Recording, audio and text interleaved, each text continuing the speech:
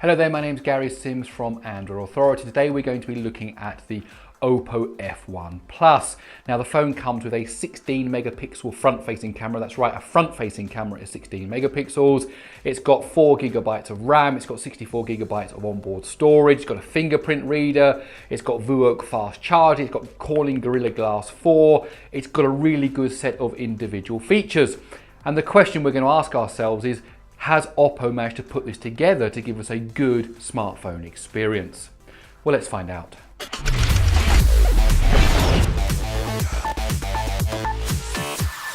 So when it comes to design, really the first thing we have to talk about is the similarities between this phone and the phones by a certain Californian company that use a fruity logo.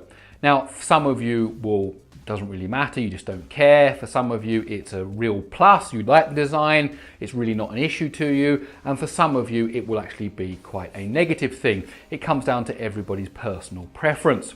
But once we go beyond the design language, I must say that this phone is really a pleasure to hold. It's got a great 6.6mm body that's really quite thin, and it's got a good design to it. It's got a good feel to it.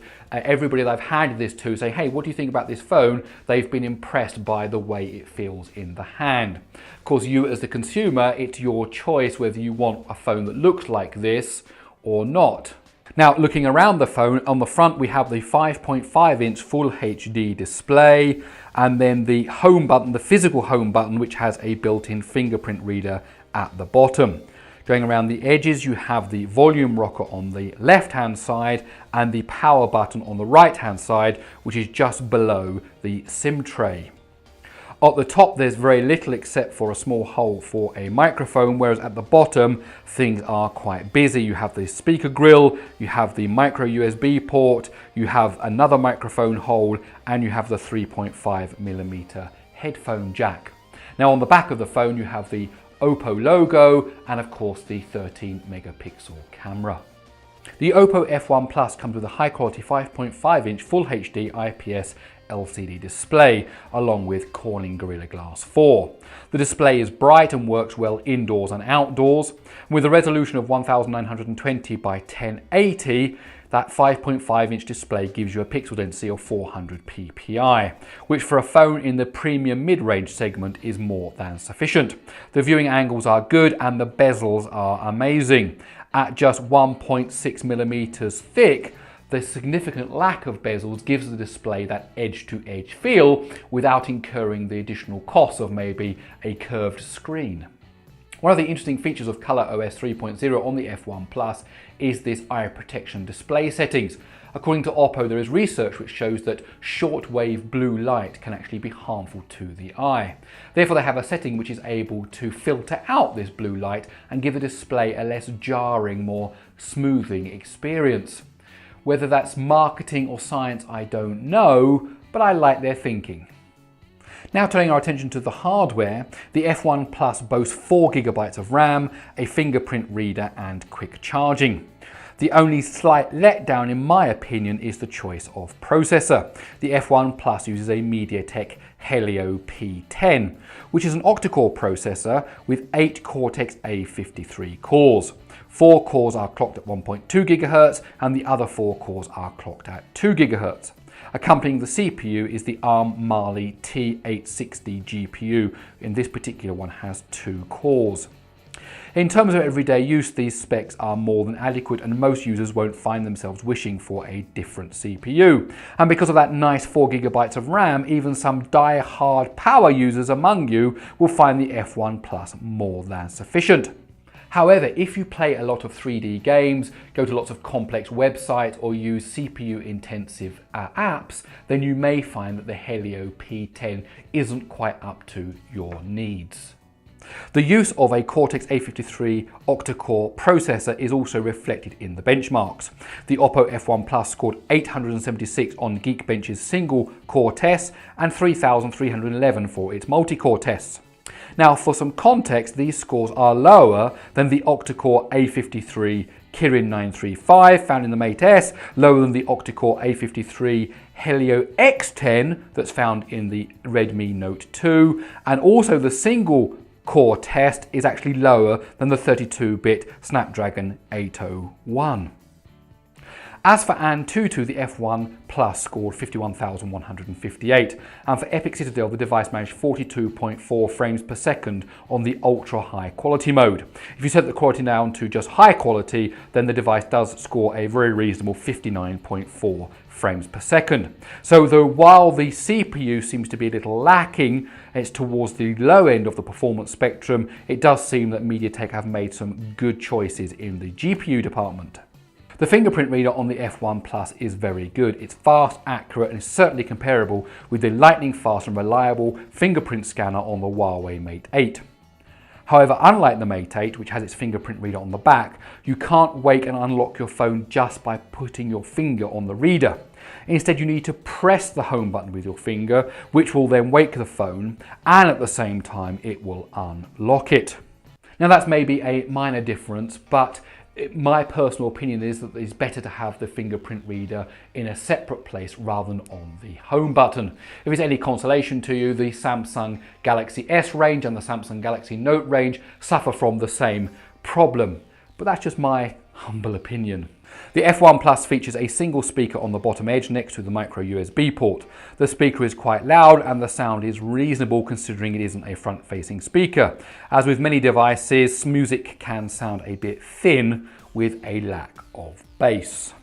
The F1 Plus has a 2,850 mAh battery, which is amazing when you consider the 6.6mm thickness of this phone. Now that battery is more than sufficient to give you full day battery life without any problems whatsoever. I did some battery tests. First I ran Epic Citadel to test the battery life while playing 3D games. According to my calculations, you'll be able to play around 4.5 hours of 3D games on one charge. Now 4.5 hours of 3D game playing is quite an impressive number, as there are phones out there which don't even give you 4.5 hours of on-screen time when you don't even go near 3D. So this really is a good sign. As for simpler tasks like browsing the web, you'll get at least 8 hours from a full charge. Alternatively, you could watch 8 hours of YouTube video if you stream it over Wi-Fi. I did a call test where I called another phone for 30 minutes and I monitored the battery life, and my estimation is that the F1 Plus will give you at least 20 hours of 3G talk time. Now when it comes to charging that 2,850 mAh battery, the OPPO F1 Plus comes with a VOOC charging system, and it really is quite fast. You can go from 0 to 75% in just 35 minutes. And according to my testing, it takes just under 1 hour and 10 minutes to go from 0 to 100%. If you're looking for a stock Android experience, then the OPPO F1 Plus is not for you, because it comes with ColorOS 3.0, which is Oppo's heavily skinned version of Android 5.1. For example, there is no app drawer and you have to put all your apps in folders on the home screen. Much of the colouring and the UI has also been changed, however Android users will find it familiar. Having said that, you do get access to all of Google's services, including Google Play and Gmail and YouTube, so everything you'd expect to find on a standard Android phone is found here. ColorOS also adds lots of extra features, including a one-handed mode and support for gestures. There's also support for the fingerprint reader, there's a quiet time mode which will mute your device automatically according to the times you set. There's support for OCloud, that's Oppo's cloud service for backing up your contacts and SMS messages, and there's even a security center which includes a virus scanner and various privacy settings. Now the rear camera on the F1 Plus has a 13 megapixel sensor along with an f2.2 lens and autofocus. Overall, I've been very impressed by the camera. I've used it for close-ups, selfies and casual snaps both indoors and outdoors, and the camera really hasn't put a foot wrong. Of course, the caveat to that statement is that it's a smartphone camera and not a DSLR, and no matter how good the camera is, it can't capture light that isn't there. I was particularly impressed by the indoor photos. Of course, if you push the lighting scenario to the extremes, you will get lots of noise in the photos. In terms of the camera app, you get a simple camera interface by default. However, you can swipe your way into different shooting modes, including time-lapse, video, beauty, and panorama.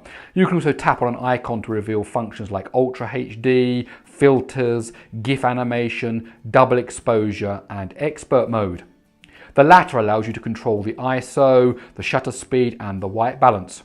However, it also lets you configure the camera to save a RAW version of every shot taken, and that will be saved in the digital negative format. Plus, of course, you can manually focus your shots.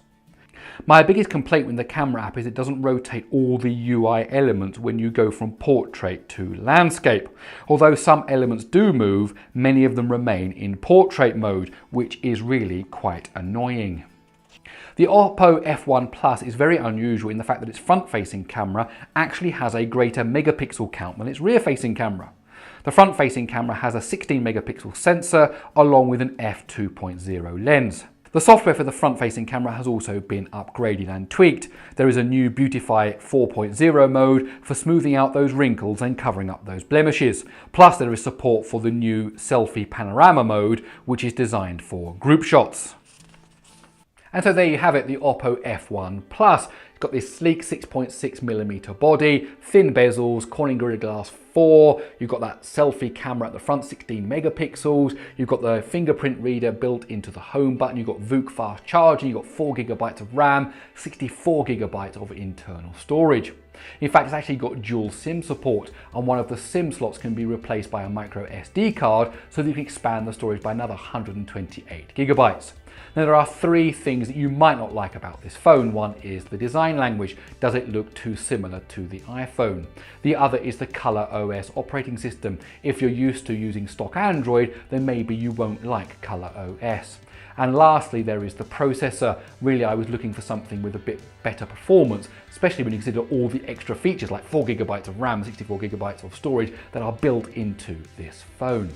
However, because of the price point, maybe those weaknesses can be overlooked. The OPPO F1 Plus is available for just €389 in Europe and £299 in the UK.